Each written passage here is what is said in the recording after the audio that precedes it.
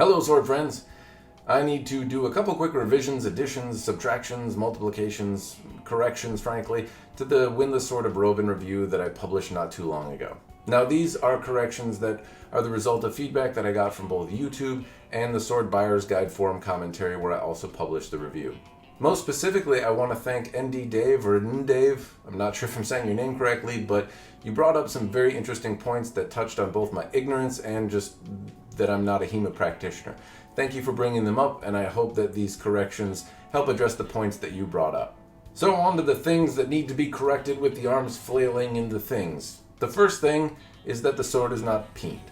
Now, this was my mistake in the review. I looked at it, I assumed it was peened. It felt relatively sturdy in my hand, and I just didn't press any further, but it turns out it's not. Just a quick twist of the pommel, and it loosened up the nut enough where I could take it off, and it looks like this. Now, in a nutshell, it doesn't mean that it's bad, okay? It doesn't change the testing that I did before, but it might affect whether or not you want to buy it.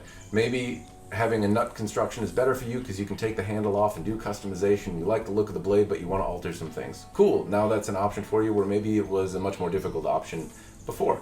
Or maybe you want something peened because you think, like me, that for whatever reason they're more robust or more likely to take a hit and stay together.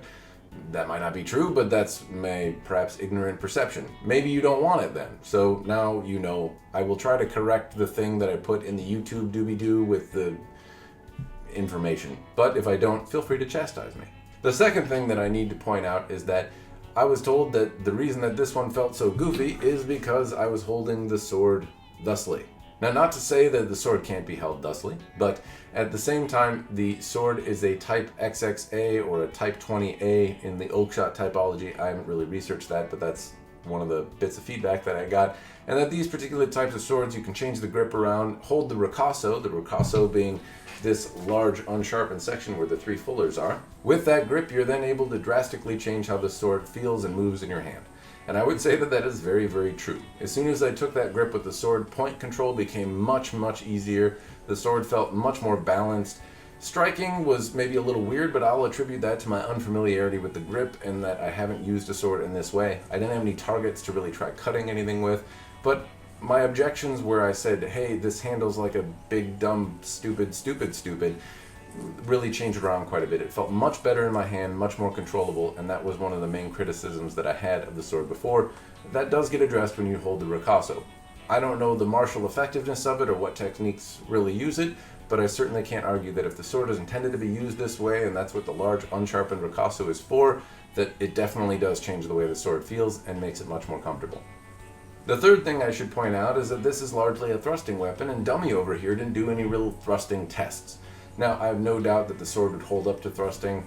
I would say point control is much better when I hold it by the ricasso. It does give me some concern, though, that my hand might slide up onto the sharpened part of the blade, which I did show you from the video will certainly cut me. It's bit me once. Point control is much easier with that grip. It's not necessarily comfortable in the other grip. I'll certainly hold by that. But I didn't test a thrusting weapon doing any thrusting tests, so I'm sorry about that. But if it gives you any type of comfort, the steel seems to be pretty durable, and most of what I've heard now as feedback as a result of the review that I made is that the items are relatively durable. A lot of people have refined the profile or the geometry of the blade to make it more suited to cutting. A lot of people say that it has held up and been very durable for them, but a lot of people think that it's not a bad deal for the price. Now also, when I'm doing the review, I compared it to swords in the same price bracket, when it's at full retail price of $263-ish.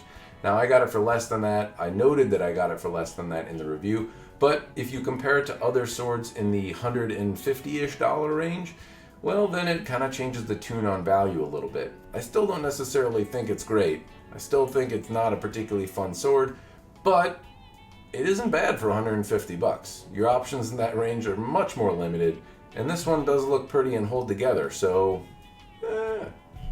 that's really all I have for you. Thank you for letting me address some of the misconceptions or mix-ups. I hope that this did it. If you have any further questions or points that you feel I need to address about the sword, please let me know, and I will be happy to do so. Cheers.